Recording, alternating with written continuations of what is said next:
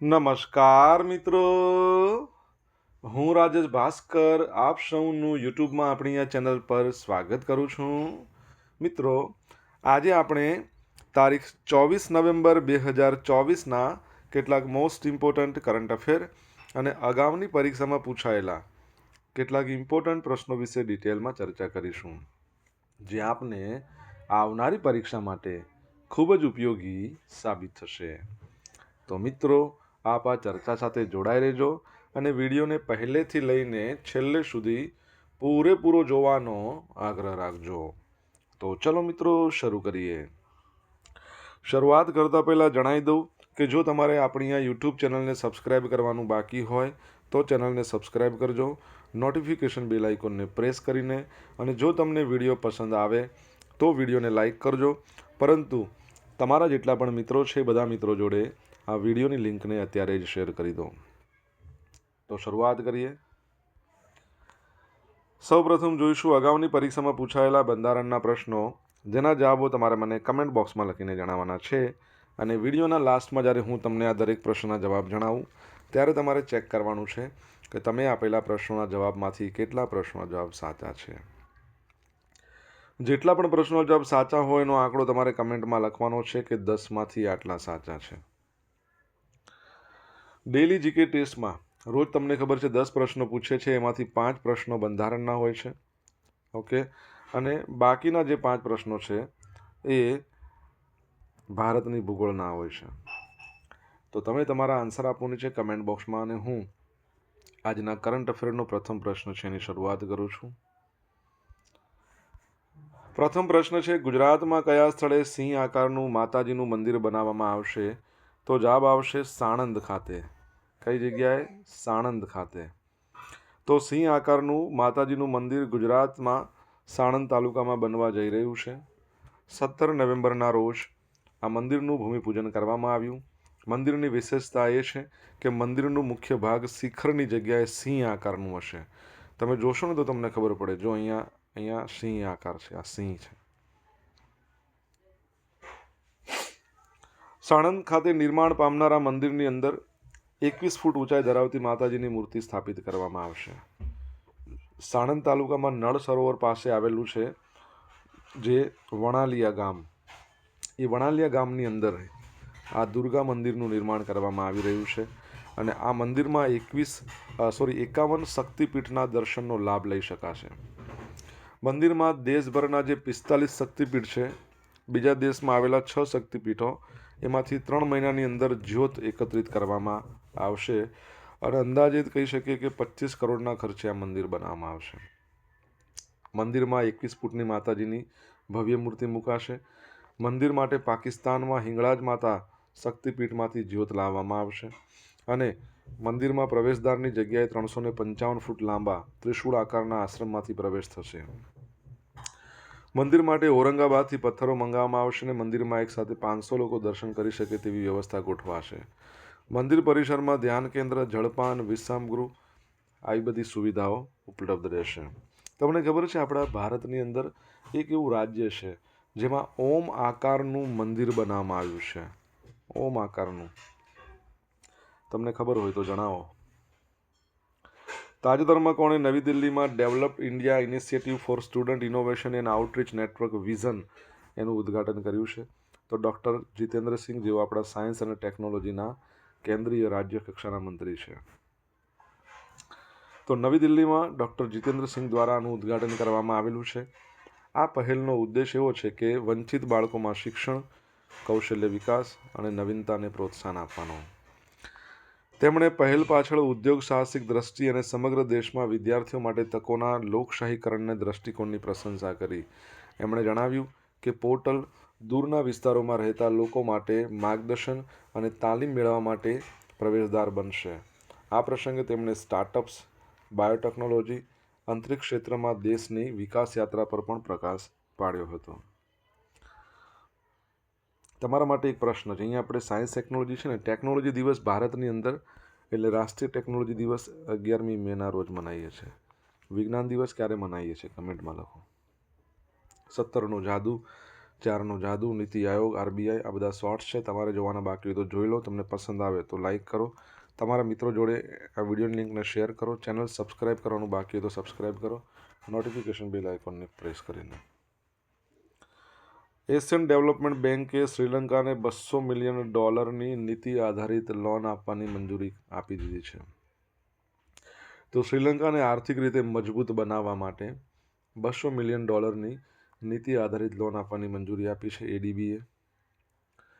દેશની અર્થવ્યવસ્થાને સ્થિર કરવા એડીબીના નાણાકીય સ્થિરતા અને સુધારણા કાર્યક્રમ હેઠળનો આ બીજો પેટા કાર્યક્રમ છે.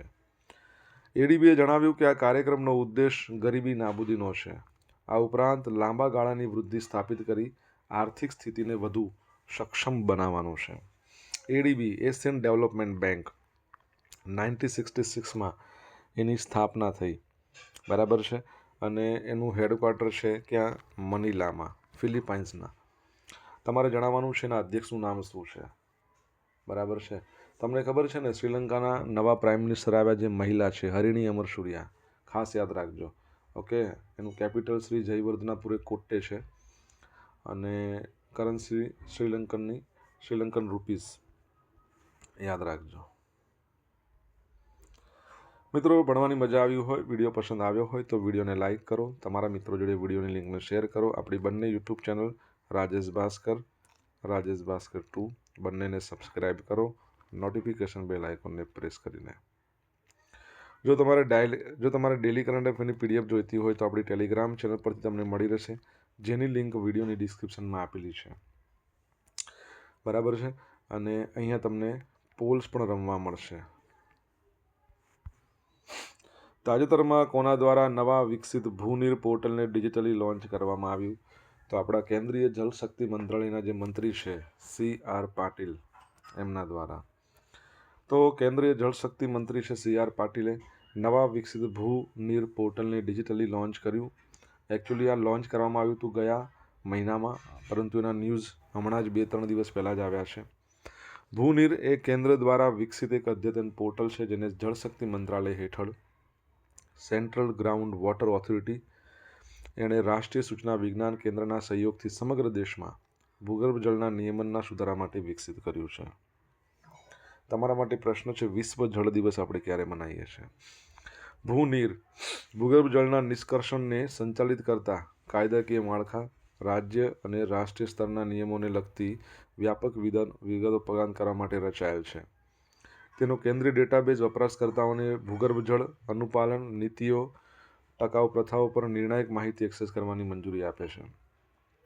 પોર્ટલ અનેક વપરાશકર્તાઓ અનુકૂળ સુવિધાઓની સાથે વિકસાવવામાં આવ્યું છે, જેથી ભૂગર્ભ જળ ઉપાડની પરવાનગી મેળવતા માંગતા જે પ્રોજેક્ટ સમર્થકોને સુવ્યવસ્થિત પ્રક્રિયા પ્રવાહ પ્રદાન કરી શકાય.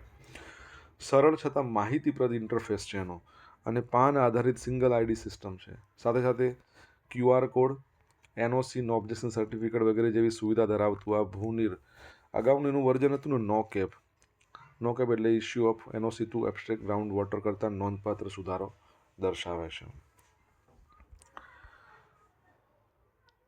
તાજેતરમાં કઈ ડેરીમાં ₹210 કરોડના ખર્ચે 800 મેટ્રિક ટન પ્રતિદિન ક્ષમતાવાળા અત્યાધુનિક કેટલ ફીડ પ્લાન્ટનું ઉદ્ઘાટન કરવામાં આવ્યું છે? તો જવાબ આવશે સાબર. ક્યાં આવેલી છે? હિંમતનગર.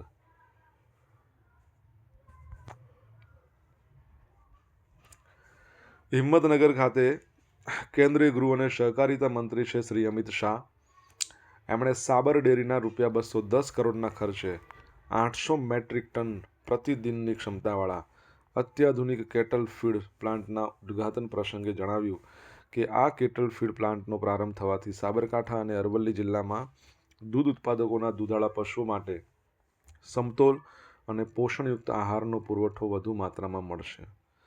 શ્રી ભૂરા કાકાએ 60 વર્ષ પહેલાં જે બીજ વાવ્યું હતું એ આજે સાબર ડેરી તરીકે વટવૃક્ષ બન્યું છે. 1976ની શરૂઆતથી લઈને આજના પ્લાન્ટના ઉદ્ઘાટન બાદ 2000 મેટ્રિક ટન સાબર દાણનું ઉત્પાદન શક્ય બન્યું છે. દેશમાં થતા દૂધ ઉત્પાદનની વાત કરતા શ્રી અમિત શાહે કહ્યું કે વર્ષ 1970માં માથા દીઠ 40 ગ્રામ પ્રતિ વ્યક્તિ દૂધ ઉપલબ્ધ હતું. ક્યારે? 1970માં. 2023-24ની વાત કરો ને તો માથા દીઠ 167 ગ્રામ દૈનિક દૂધ ઉપલબ્ધ કરાવવામાં આવી રહ્યું છે. અને તમે વિશ્વ ક્ષેત્રે જુઓ, વૈશ્વિક સરેરાશ કેટલી છે? 117 ગ્રામ. એના કરતાં તો ઘણું વધારે છે. એટલે આપણે કહી શકાય સહકારી માળખાને કારણે આ બધું શક્ય બન્યું છે. બરાબર. સાબર ડેરી, તમને ખબર છે એના અધ્યક્ષનું નામ શું છે? કમેન્ટ બોક્સમાં લખો. જો મારે મેં તમને કહેવા જોઉં છું, કમેન્ટ બોક્સમાં લખો. અહીંયા જવાબ આપેલો જ છે. સાબર ડેરીના ચેરમેન શ્રી શામળજીભાઈ પટેલ એમને પ્રવચન કરતાં જણાવ્યું કે અત્યાર સુધીમાં સાબર ડેરીના દાણ પ્લાન્ટમાં અંદાજે 1250 મેટ્રિક ટન સાબર દાણનું ઉત્પાદન થયું હતું. હવે 210 કરોડના ખર્ચે 35,087 સ્ક્વેર મીટરમાં નવીન કેટલ ફીડ પ્લાન્ટ બનાવવામાં આવ્યો છે, જેમાં રોજનું 800 મેટ્રિક ટન સાબર દાણનું ઉત્પાદન થશે. કેન્દ્રીય ગૃહમંત્રી અમિત શાહના હસ્તે સાબર ડેરીમાં દૂધ ભરાવનાર વિવિધ મંડળીઓ અને પશુપાલકોનું સન્માન કરવામાં આવ્યું હતું. આપણા સહકાર મંત્રી છે કેન્દ્રીય અમિત શાહ. તમારે કહેવાનું સહકાર દિવસ આપણે ક્યારે મનાવીએ? કમેન્ટમાં લખો. આર્મેનિયા આંતરરાષ્ટ્રીય સૌર જોડાણ ઇન્ટરનેશનલ સોલર એલિયાન્સનું 104મા નંબરનું પૂર્ણ સભ્ય બન્યું છે. તો વૈશ્વિક સૌર ઉર્જા સહયોગ માટે નોંધપાત્ર સીમાચિહ્ન રૂપ કહેવાય. 21 નવેમ્બર 2024ના રોજ વિદેશ મંત્રાલયના સત્તાવાર પ્રવક્તા રણધીર જસવાલે જાહેરાત કરી છે. 2015માં આની સ્થાપના થઈ હતી. ઇન્ટરનેશનલ સોલર એલિયાન્સ સૌર ઉર્જા અપનાવવા માટે, ખર્ચ ઘટાડવા માટે, નવીનતાને સરળ બનાવવાનો હેતુ ધરાવે છે. ભારતના નેતૃત્વ હેઠળ ઇન્ટરનેશનલ સોલર એલિયાન્સે વિશ્વભરમાં પ્રભાવશાળી પ્રોજેક્ટ શરૂ કર્યા છે. આર્મેનિયાની સદસ્યતા ટકાઉ ઉર્જા ઉકેલો પ્રત્યેની તેની પ્રતિબદ્ધતાને પ્રકાશિત કરે છે, જે ઇન્ટરનેશનલ સોલર એલિયાન્સના સૌર ઉર્જા જમાવટ માટે 2030 સુધીમાં $1,000 બિલિયન એકત્રિત કરવાના લક્ષ્યમાં યોગદાન આપે છે. International Solar Alliance. આગલા પ્રશ્નમાંથી મને એક બાબત યાદ આવી. તમને ખબર છે, સાબર ડેરીની વાત હતી ને, આપણે ભણ્યા હતા કે બાયોગેસના વિશે જાગૃતિ ફેલાવવા અમિત શાહ છે, એમણે બાયોગેસ ફ્યુઅલ પર ચાલતી કારો છે ને હિંમતનગરથી પ્રસ્થાન કરાવી હતી, જે 26મી નવેમ્બરે દિલ્હી પહોંચશે. કેટલી કારો હતી બાયોફ્યુઅલ પર ચાલતી? ઇન્ટરનેશનલ સોલર એલિયાન્સની વાત કરીએ. 2015માં સ્થાપના. એનું હેડક્વાર્ટર આવેલું છે આપણા ગુરુગ્રામમાં, ગુડગાંવ જૂનું નામ. એના અધ્યક્ષ અધ્યક્ષ ના કહી શકાય, ડિરેક્ટર જનરલ નવા બન્યા. અજય માથુરની જગ્યાએ બીજા આવ્યા ડિરેક્ટર જનરલ. તમારે નામ કહેવાનું છે, જો ખબર હોય તો કમેન્ટ બોક્સમાં લખો. સોશિયલ મીડિયાના માધ્યમથી મારી જોડે તમે કનેક્ટ રહી શકો છો. મારું ઇન્સ્ટા આઈડી છે rajesh.i.bhaskar. મારું ફેસબુક આઈડી છે RI ભાસ્કર. અને ટેલિગ્રામ ચેનલ આપણી છે રાજેશ ભાસ્કર, જ્યાં ડેલી કરંટ અફેરની તમને PDF અને પોલ્સ મળશે રમવા. જો તમને ભણવાની મજા આવી હોય તો વિડીયોને લાઇક કરો, તમારા મિત્રો જોડે વિડીયોની લિંકને શેર કરો. ચેનલ સબસ્ક્રાઇબ કરવાની બાકી હોય તો સબસ્ક્રાઇબ કરો, નોટિફિકેશન બેલ આઇકોનને પ્રેસ કરીને. તાજેતરમાં બ્રિટનના સિમોન વ્હાઇટલોકે કેટલા સિલિન્ડર ધરાવતું વાહન એન્જિન બનાવીને ગિનીઝ વર્લ્ડ રેકોર્ડ કર્યો છે? તો જવાબ આવશે 48 સિલિન્ડર. બરાબર. કેટલા? 48 સિલિન્ડર.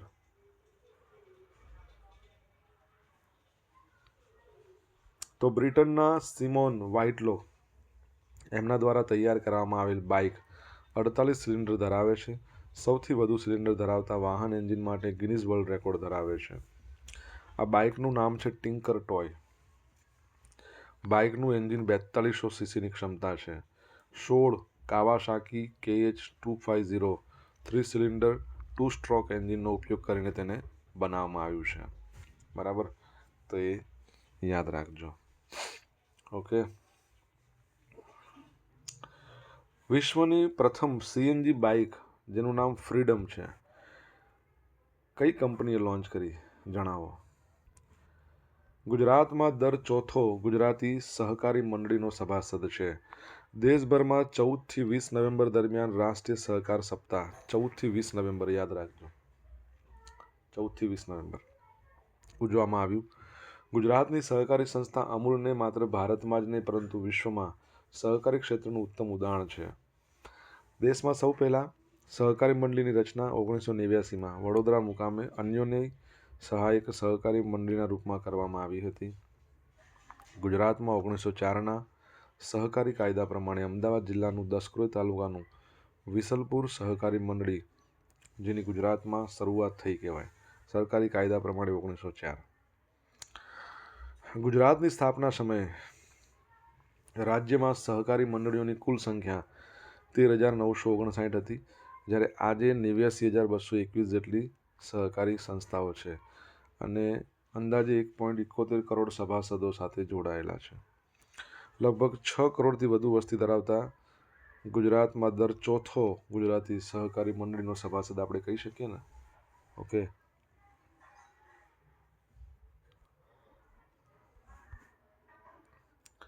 હવે મિત્રો જોઈશું અગાઉની પરીક્ષામાં પૂછાયેલા બંધારણના પ્રશ્નો. અને મિત્રો આજે જેટલા પણ મિત્રો એએમસી અમદાવાદ મ્યુનિસિપલ કોર્પોરેશનની પરીક્ષા આપવા માટે જઈ રહ્યા છે, બધા મિત્રોને ઓલ ધ બેસ્ટ. આશા રાખીએ તમારી મહેનત સારી છે અને તમને બરાબર છે, સારું એવું પેપર જાય અને તમારો ગોલ અચીવ કરો. દેશમાં કટોકટીની પરિસ્થિતિની જાહેરાત કોણ કરે? વન એન્ડ ઓનલી રાષ્ટ્રપતિ. ભારતીય બંધારણના ઘડવૈયા તરીકે કોણ ઓળખાય છે? ડૉક્ટર બાબા સાહેબ આંબેડકર. હેલ્થ થોડી સારી નથી મિત્રો, અવાજ એટલે થોડોક એવો લાગશે, ગળામાં ખારાશ છે, કહી શકીને અંદર ફૂડલા થઈ ગયા છે. ભારત સરકારના બંધારણીય વડા તો એ પણ વન એન્ડ ઓનલી કોણ આવે? રાષ્ટ્રપતિ. સમાનતાનો અધિકાર બંધારણની કઈ કલમમાં છે? સમાનતા 14 થી 18. ભારતમાં કઈ બાબત આધાર મતાધિકાર? ભાઈ ઉંમર તમારી થાય 18 વર્ષ એટલે મત અધિકાર થઈ જાય, મળી જાય તમને.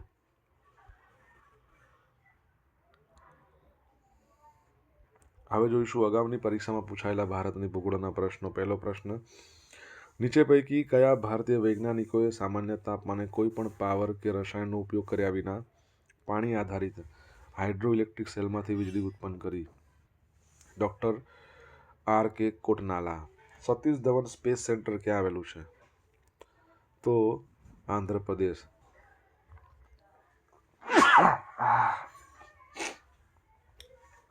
અણુબોમ્બમાં ઉપયોગમાં લેવાતા યુરેનિયમના રેડિયો એક્ટિવ આઇસોટોપને કયા નામથી ઓળખવામાં આવે છે?